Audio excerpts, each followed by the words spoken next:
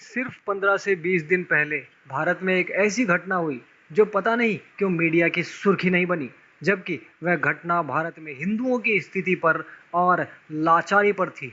देखिए वीडियो, समझिए और लाइक, कमेंट, शेयर करना ना भूलें।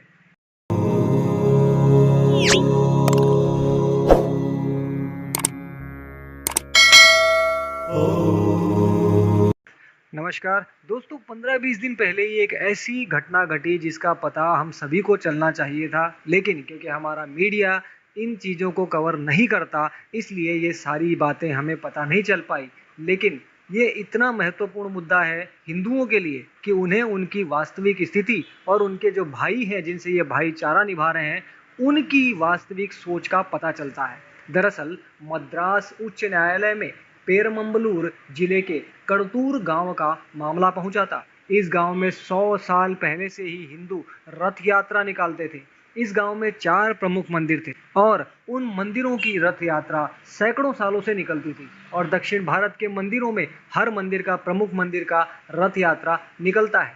2011 तक ये रथ यात्रा निर्विघ्न रूप से निकलती रही, लेकिन 2012 में जमात ए इस्लामी तमिलनाडु ने इसका विरोध करना शुरू कर दिया।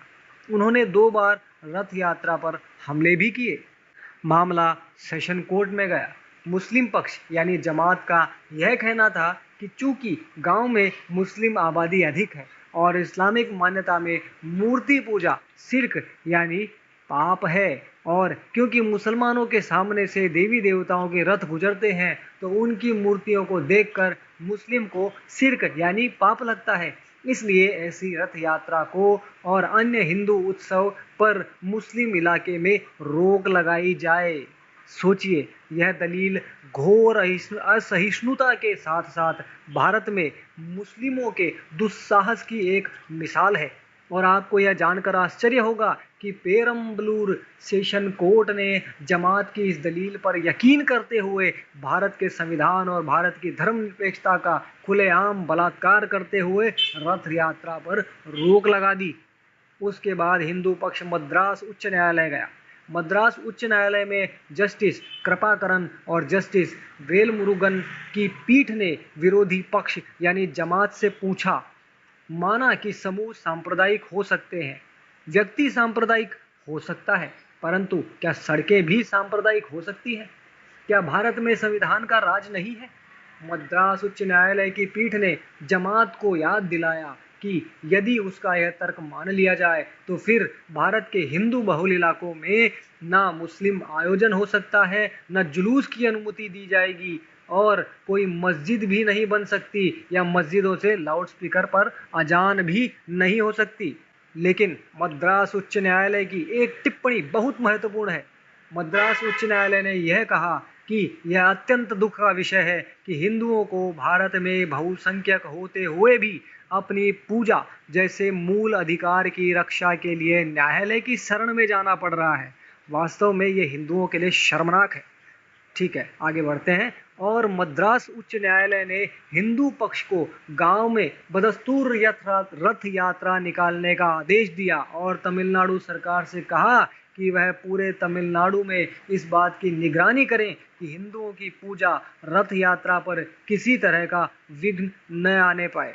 दरअसल तमिलनाडु में जमात इस्लामी हिंद और दूसरी तमाम मुस्लिम संस्थाओं ने इस्लामीकरण की शुरुआत 90 के दशक से ही शुरू कर दी थी और इसमें डीएमके ने उसकी पूरी मदद की थी।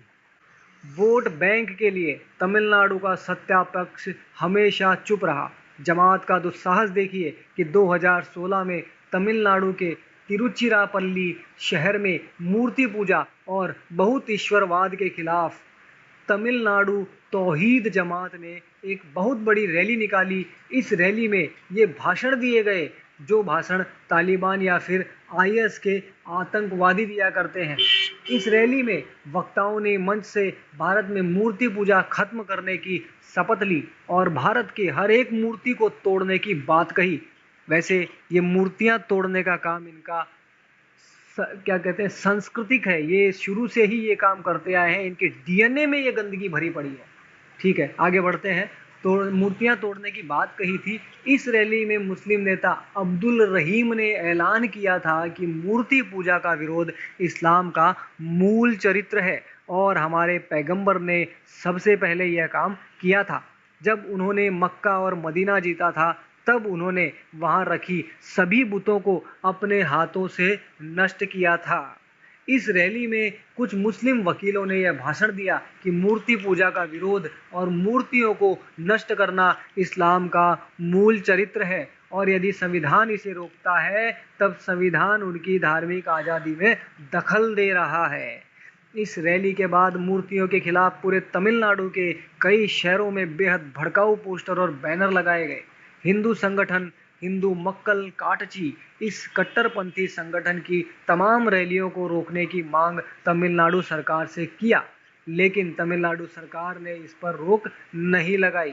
तमिलनाडु में हिंदुओं की हालत कितनी खराब है, उसका उदाहरण कुछ साल पहले तमिलनाडु के पेरियाकुलम कस्बे के पास बोम्बिनाइकम पट्टी गांव में एक दलित मृतक की शव यात्रा को मुस्लिम आबादी ने गुजरने से रोक दिया और जमकर हिंसा हुई।